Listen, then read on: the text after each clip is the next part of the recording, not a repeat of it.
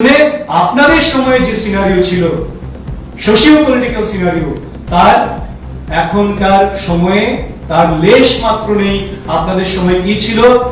Offer কেলেঙ্কারির জেরে জুতো পেটা শুরু, এই ছিল আপনাদের সময়ে। 2013 সালের কথা বলছি। আপনাদের সময় কি ছিল?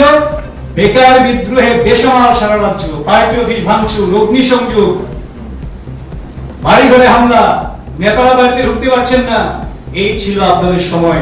এরকম যদি দেখাতে থাকি তাহলে কয়েক ডজন দেখাতে পারবো, কিন্তু সেটা বলে আপনাদের সময় নষ্ট করতে চাই না। बुबाग्राखर आगलियो हास्ते बीजेपी हाबानांग कक्तमा थुमनायनि पान्दा संचागुइ केबेंनाय बदलनो कक फिरक मंग्रखा हास्ते बीजेपी नि खुकपां सुब्रत चक्रवर्ती लाई थांनाय सालाव केबेंनाय बदलनि आदं मानिक दे तेगजाम सीएम राधाचरण देबबर्मानो खबै कुबुनि केबेंनाय बदलनि आदं रगनो कक सिलजामुं तिसामुंग्रगै कक फिरक मंग्रखा ब कक्तमा थुमनायनि बिस्कांगो हास्ते बीजेपी खुकपां सायखना रखा केबेंनाय बदल रकनि इस्यु गरै कायसा कक्तैनो थंगै तंगो थंग्रों हास्तिनि बरक रकनो ओरैपुरै खाय तंगो बरक आपते हायनो बिनि कक सिलजामुं तै रेगा खबै कक्तमा बलाय रग रिक्रुटमेन्ट रगै कक सिलजामुं कासामुं तै केफिक मानै बानिया ख्लायमुं रगै कक सिलजामुं कासै फाइमानि रकनो तियै कक फिरक मंग्रखा हास्ते बीजेपीनि खुकपां सुब्रत चक्रवर्ती बतै बसाका केबेंनाय बदलनि जराब अफार रिमानियो जुताबाय बुजाकमानि कक रक्तैबो खुकाय कक नारखा ब तै पायथागो केबेंनाय कांग्रेस बदलनि कक सिलजामानि रांनावै पार्टी नायनाय सेबक रोजाकमानि कक सिलजामुं रगैबो कक्तमा थुमनायनि कक सोंमानि न कक फिरकमुं रोखा ब अ सालनि कक्तमा थुमनायनि पान्दाव बनकारिब तंग मिडिया इनचार्ज सुनीत सरकार রাজ্যের প্রধান বিরোধী দল সিপিএম এর একটি সাংবাদিক সম্মেলন আমাদের নজরে এসেছে। ত্রিপুরা বামফ্রন্টের আহ্বায়ক শ্রী মানিক দে মুখ্যত আলোচনা রেখেছেন এবং তারপর রাধাচরণ দেববর্মা মহোদয় সহ আরো কেউ কেউ আলোচনা করেছেন। সেই গোটা সাংবাদিক সম্মেলন যদি আমরা লক্ষ্য করি তাহলে একটা বিষয় আবারও প্রতিভাসিত হয় যে ওনারা কনফাইন্ড একটা বৃত্তের মধ্যেই, একটা আবর্তেই বারবার ঘুরপাক খাচ্ছেন। ওনাদের সামনে কোনো ইস্যু নেই, বরং এমন একটা প্রকাশ ভঙ্গি থাকে যার উদ্দেশ্য হচ্ছে রাজ্যের মানুষের মধ্যে একটা বিভাজন তৈরি করা যায় কিনা এবং মানুষকে বিভ্রান্ত করা যায় কিনা। স্পষ্টত এই দুটো বিষয়কে লক্ষ্য রেখেই ওনারা সেই স্ক্রিপ্ট তৈরি করেন, যেটা সাংবাদিক সম্মেলনের মাধ্যমে রাজ্যের মানুষের কাছে, মানুষকে বিভ্রান্ত করার জন্য তাদের কাছে পৌঁছানোর চেষ্টা করেন।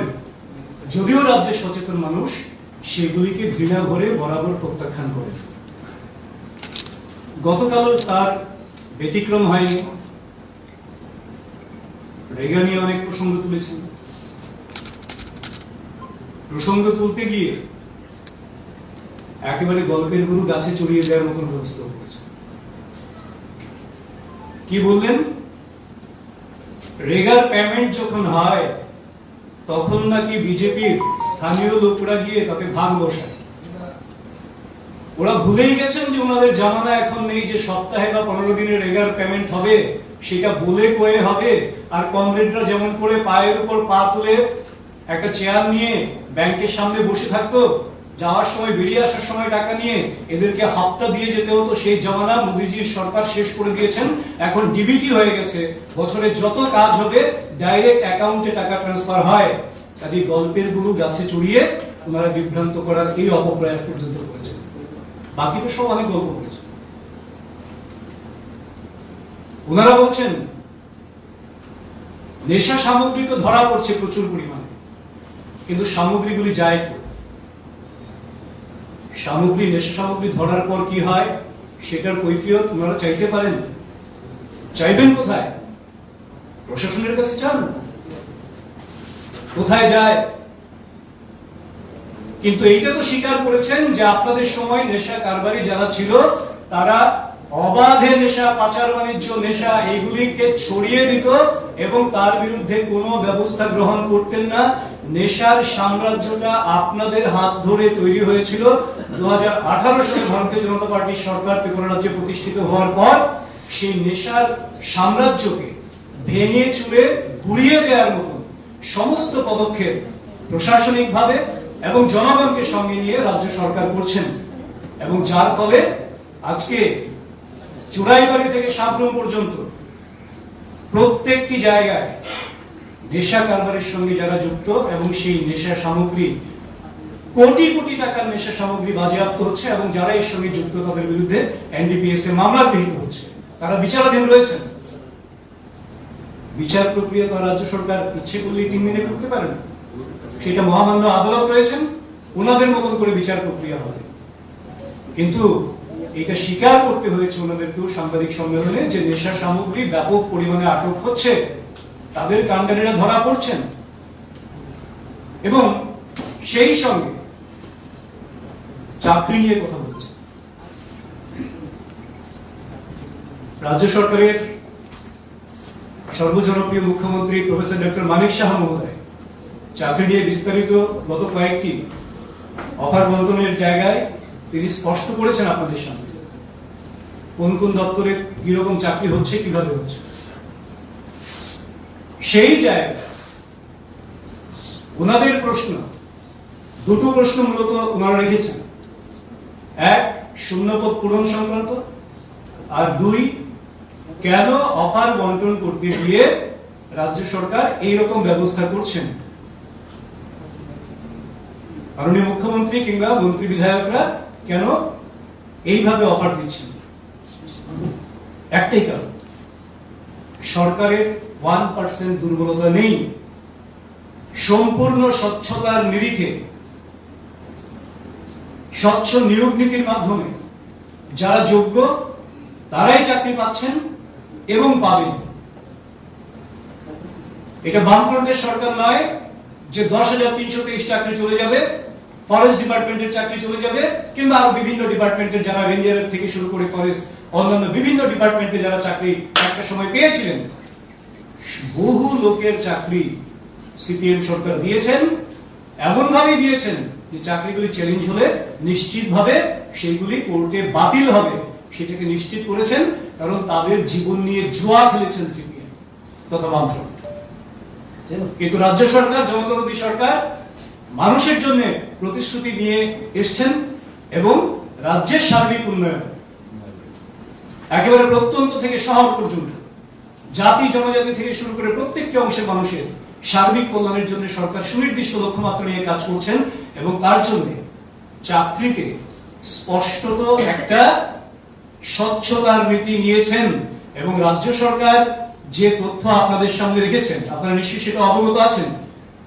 16,942 এটা হচ্ছে শুধুমাত্র সরকারি চাকুরির কথা বললাম আমি, 16,942, যার মধ্যে আসলে বামফ্রন্টের মাথাটা খারাপ হয়ে গেছে যে 2025 তারা জানেন, সচেতন ভাবে তারা জানেন যেভাবে প্রত্যেকটি চাকরির ইন্টারভিউ প্রসেস কমপ্লিট হয়ে আগামী 1 বছর 2025 সাল আরো যেই পরিমাণ রিক্রুটমেন্ট হতে চলেছে রাজ্যে, এই পরিমাণ রিক্রুটমেন্ট হলে এদের বেকারদের নিয়ে কোনো কথা বলার মতন জায়গা থাকবে না।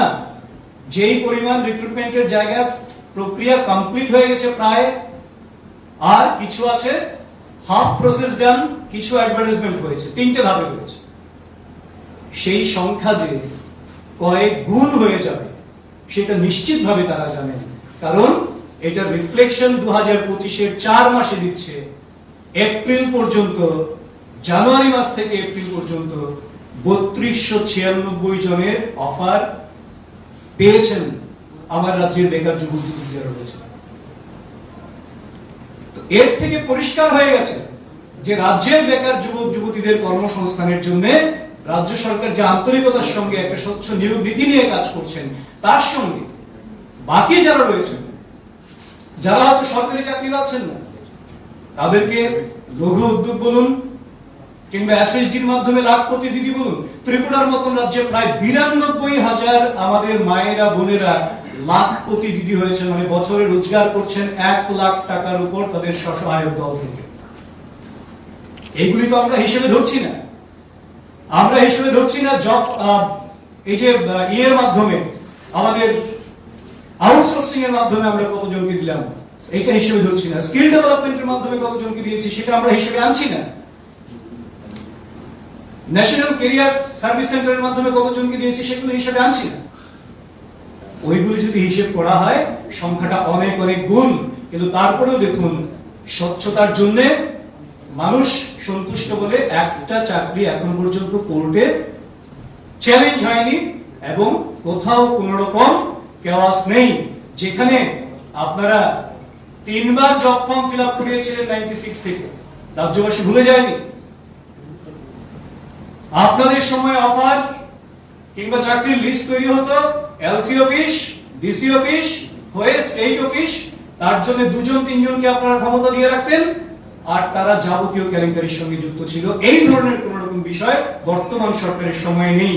তার জন্য আপনাদের সময়ে যে সিনারিও ছিল, সোশিও পলিটিক্যাল সিনারিও, তার এখনকার সময়ে তার লেশ মাত্র নেই। আপনাদের সময় কি ছিল? অফার কেলেঙ্কারির জেরে জুতো পেটা শুরু, এই ছিল আপনাদের সময়ে। 2013 সালের কথা বলছি। আপনাদের সময় কি ছিল? বেকার বিদ্রোহে বেসামাল সারা রাজ্য, পার্টি অফিস ভাঙচুর, অগ্নিসংযোগ, বাড়ি ঘরে হামলা, নেতারা বাড়িতে ঢুকতে পারছেন না, এই ছিল আপনাদের সময়। এরকম যদি দেখাতে থাকি তাহলে কয়েক ডজন দেখাতে পারবো, কিন্তু সেটা বলে আপনাদের সময় নষ্ট করতে চাই না।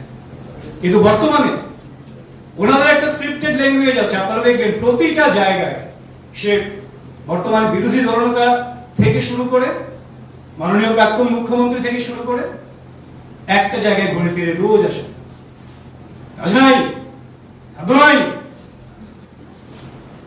অর্থাৎ যারা রাজ্যে 35 বছর নৈরাজ্য কায়েম করেছিলেন, নাইরাজ্যে পরিণত করেছিলেন রাজ্যটাকে, গণতান্ত্রিক অধিকার হরণ করেছিলেন, তারাই এখন তাদের সেই তৈরি বৃত্তের মধ্যে বিচরণ করছেন বলে ইতিবাচক কিছু দেখেন না। বিভ্রান্ত করার জন্য গল্প রচনা করছেন প্রতিদিন। কাজেই যে ইনফ্রাস্ট্রাকচারাল ডেভেলপমেন্ট, যে ওমেন এম্পাওয়ারমেন্ট এবং যে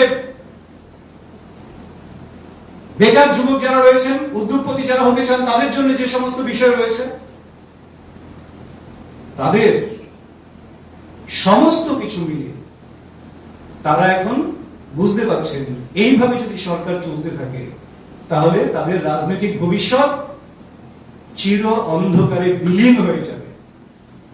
তার জন্য ন্যাশনাল হাইওয়ে 10টা হচ্ছে, আপনারা জানেন, ত্রিপুরা রাজ্যের মতো ছোট্ট রাজ্য, ন্যাশনাল হাইওয়েকে নিয়ে পর্যন্ত ব্যঙ্গ করছে। এটা খুব স্বাভাবিক ঘটনা। একটা জায়গায় যখন নতুন একটা রাস্তা নির্মিত হয় তখন প্রথম লেয়ারের পর সেটা ভাঙে, মেরামত করতে করতে করতে করতে একটা সময় লাগে। কারণ আপনারা নিশ্চয়ই আগরতলা থেকে সাবরুম পর্যন্ত যে জাতীয় সড়ক হয়েছে তার অভিজ্ঞতা আমাদের প্রত্যেকের রয়েছে। প্রথম বছর রাস্তাটা নির্মাণের পর দ্বিতীয় বছর বহু জায়গায় ভেঙেছে।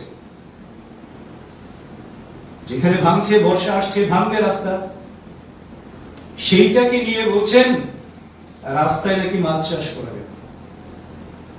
এটা রাজ্যবাসীকে অপমান করা, এই ধরনের কটূক্তি করে উন্নয়নের বিরুদ্ধে তাদের নেতিবাচক মানসিকতার প্রকাশ পায়, যেখানে এই ধরনের উক্তি করতে পারেন কেউ। সেই সঙ্গে যে সমস্ত বিষয়গুলি থেমে গেছে তাকে জিয়ে আবার সেটাকে নিয়ে বিভেদ তৈরি করার মতন একটা বিষয় রাখলেন কে? রাধা চৌধুরী। 16 এপ্রিলের একটি ঘটনাকে কেন্দ্র করে মোহনপুরের একটি রেফারেন্স দিয়ে তিনি বলছেন ওখানে নাকি অনেক লোক এখনো গ্রাম ছাড়া, এখনো সেখানে আজান চলে না, বন্ধ আছে। সম্পূর্ণ মিথ্যা। আমি রাধাবাবুকে বলবো আপনি আজকে বিকালে যান, গিয়ে দেখুন সংখ্যালঘু ভাইয়েরা সেখানে নামাজ পড়ছেন, যারা নামাজ পড়ার, একটা লোক বাড়ি ছাড়া নেই। যখন পহেলগামের মতন ঘটনা নিয়ে গোটা দেশ যখন এককাঠা হচ্ছে সন্ত্রাসবাদের বিরুদ্ধে, যেখানে বেছে বেছে একটা অংশকে আঘাত করা হয়েছিল, সেই জায়গায় সাম্প্রদায়িক সুরসুরি উস্কে দেওয়ার জন্য থেমে যাওয়া ঘটনাকে টেনে আবার জিয়ে তোলার মতন নোংরা রাজনীতির চক্রান্ত করছেন। কাজেই ওনাদের মধ্যেও কিন্তু যারা সিপিআইএম করে, বামফ্রন্ট করে, আমি তাদেরকে বলছি, আপনাদের মধ্যেও অনেকে আছেন যারা শিক্ষিত, যারা সচেতন, আপনাদের মধ্যেও সিংহভাগ আছেন যারা দেশটাকে ভালোবাসেন, নিজেকে ভালোবাসেন, নিজের পরিবারকে ভালোবাসেন। তাদের বিভ্রান্তিতে, উস্কানিতে পা দেবেন না। আপনারাও রাজ্যের উন্নয়নের জন্য, দেশের সুরক্ষার জন্য তাদের তৈরি এই ফাঁক থেকে বেরিয়ে আসুন। আশা করি রাজ্যের মানুষ তার সমুচিত জবাব তাদেরকে দেবেন এবং রাজ্যের শান্তি শৃঙ্খলা বজায় রাখবেন, কোনো উস্কানিতে পা দেবেন না এবং সেই সঙ্গে দেশের সামনে যে সমূহ বিপদ, সেই সময়ে দেশের স্বার্থে, দেশবাসীর স্বার্থে নিজেরা ঐক্যবদ্ধ থাকবেন, কোনো বিভ্রান্তিতে পা দেবেন না, উস্কানিতে পা দেবেন না। এই বিনম্র আবেদনটুকু আমরা রাজ্যবাসীর উদ্দেশ্যে রাখছি। আপনাদের যদি কোনো প্রশ্ন থাকে, সবাইকে ধন্যবাদ। আচ্ছা, একটা প্রশ্ন ছিল। রাজ্যে বিরোধী দলের একটা অভিযোগ, রাজ্যে পার্টি অফিস খোলা যাচ্ছে না এবং তাদের পার্টি অফিসগুলো পুড়িয়ে দেওয়া হচ্ছে। এটা নিয়ে আপনারা কোনো বক্তব্য? এই অভিযোগ তাদের ক্ষমতাচ্যুত হওয়ার পর থেকে এই অভিযোগ রোজ চলছে। পার্টি অফিস খুলছেন, প্রতিদিন মিছিল করছেন, মিটিং করছেন, করে নিজেরাই নিজেদেরকে বাহবা দিচ্ছেন যে মিটিং এ অনাকাঙ্ক্ষিত ভাবে প্রচুর লোক এসছে, সমগ্র জনতার উপচে পড়েছে ভিড়, এইটা বলছেন, বলে আবার বলছেন যে আমাদেরকে রাজনৈতিক কর্মকাণ্ড করতে দেওয়া হয় না, পার্টি অফিস খুলতে দেওয়া হয় না। কাজে এইটা হচ্ছে একটা, আর তাদের মধ্যে 35 বছরে তারা যে পাপ করেছেন, সেই পাপের শিকার যারা হয়েছেন, যে সমস্ত কমরেডরা, সেই সমস্ত কমরেড, এবং এই সময়ে দেশ বিরোধিতার যে একটা মানসিকতা তাদের মধ্যে লক্ষ্য করছেন, তাতে করে তাদের মধ্যে ক্ষোভ বাড়ছে। তাদের আভ্যন্তরীণ কোন্দল সিপিএম এর মধ্যে এখন তুঙ্গে রয়েছে। তার জন্য দেখবেন এক একজন এক এক রকম ভাবে কথা বলছেন। আমি বললাম তো, এটা তাদের অন্তর্কুণ্ড, কারণ একটা অংশ মেনে নিতে পারছে না এগুলি। গোটা দেশ যখন স্বাগত জানিয়েছে 370-কে অবলুপ্তি ঘটানোর জন্য, তখন প্রাক্তন মাননীয় মন্ত্রী, মুখ্যমন্ত্রী, তিনি এটাকে নিয়ে একটু কটাক্ষ করেছেন। তো এগুলি তাদের দলের মধ্যেই তো এগুলিকে মেনে নিচ্ছেন না, আর বলছেন কি তাতে করে নাকি কাশ্মীর নাকি আরো পিছিয়ে যাচ্ছে। যেখানে স্ট্যাটিস্টিক্যাল ডাটা আপনারা নিজেরা জানেন, মিডিয়ার মাধ্যমে দেখিয়েছেন, গত 1 বছরে ট্যুরিজমে প্রায় 50 লক্ষের উপর টুরিস্ট বেড়েছে গত 1 বছরে শুধুমাত্র কাশ্মীরে। এবং কাশ্মীরের লোক বলছেন, আপনারা দেখাচ্ছেন মিডিয়ার মাধ্যমে, যে তাদের রোজগার কয়েক গুণ বেড়েছিল, শান্তি অনেক বেশি পরিমাণে সেখানে স্থাপিত হয়েছে। তো এইটাকে নিয়ে যখন কটাক্ষ করেন, তখন তাদের মধ্যে, আমরা তো বলি না সব সিপিএম এর লোক অন্ধ,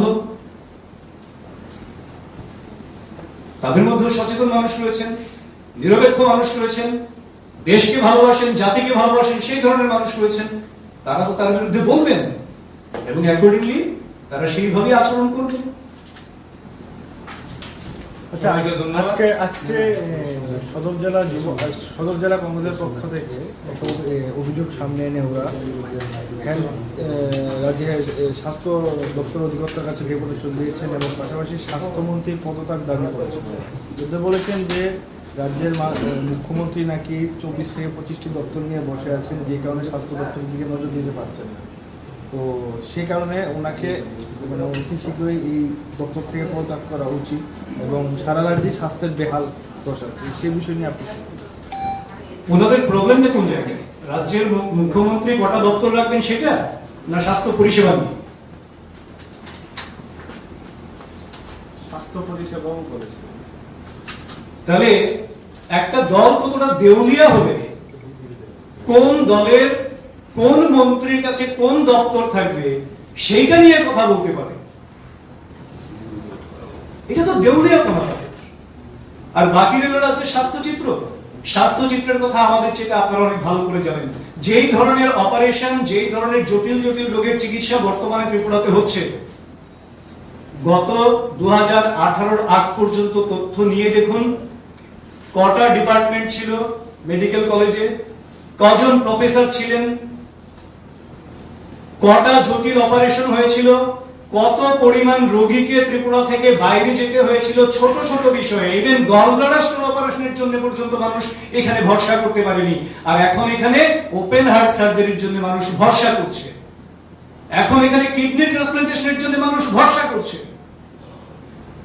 তারপর কি বলতে চান আমরা? কাজেই এটা ওনাদের দেউলিয়াপনা, শুধুমাত্র বিরোধিতা করার জন্য বিরোধিতা। এবং তার জন্য আমি বারবার বলি, রাজ্যের সচেতন মানুষ যারা রয়েছেন বিষয়গুলি একটু অনুধাবন করার চেষ্টা করি। আপনাদেরকে বিপদগামী করার, বিভ্রান্ত করার চেষ্টা চলবে, কারণ ক্ষমতা হারিয়ে দীর্ঘদিন ওনারা এখন এই একটাই প্রয়াস নিয়েছেন, কি করে বিভ্রান্ত করে মানুষের মধ্যে বিভাজন তৈরি করে উস্কানি দিয়ে রাজ্যের উন্নতিটাকে একটু স্তব্ধ করে দেওয়া যায় এবং এইটাকে নিয়ে রাজনীতি করা যায়। এই সস্তা নেতিবাচক রাজনীতির থেকে মানুষ বেরিয়ে এসেছে, কাজেই মানুষ তার যোগ্য জবাব। চাকরি নিয়ে যখন সচেতন একটা কথা বলা হয়েছে, তো নিজের পার্টির লোকরা যখন চাকরি পাচ্ছে, তখন নিজের পার্টির লোকরা যারা পাচ্ছে না তারা অভিযোগ করছে যে টাকার বিনিময়ে নিজের পার্টির লোককেই চাকরি দেওয়া হচ্ছে এবং এটার ভিতরে বড় হাত জড়িত আছে, এরকম অভিযোগ করছে খুদ বিজেপি কর্মীরা, যারা ইন্টারভিউ দিয়েছে এবং বলছে আমাকে চাকরি দেওয়া হবে বলে প্রতিশ্রুতি দিয়েছিল, কিন্তু টাকার বিনিময়ে ওকে না দিয়ে। আপনি নিজে উত্তর দিচ্ছেন না না, এই জিনিসটা আমি বলছি এটা বললাম এই কারণে, যদি কেউ বলে থাকে যে আমাকে টাকা দিয়েছে, টাকা নিয়েছে আমার থেকে চাকরি দেবে বলে, কিন্তু চাকরি পায়নি, যোগ্যরা পাচ্ছে, তার মানে কি?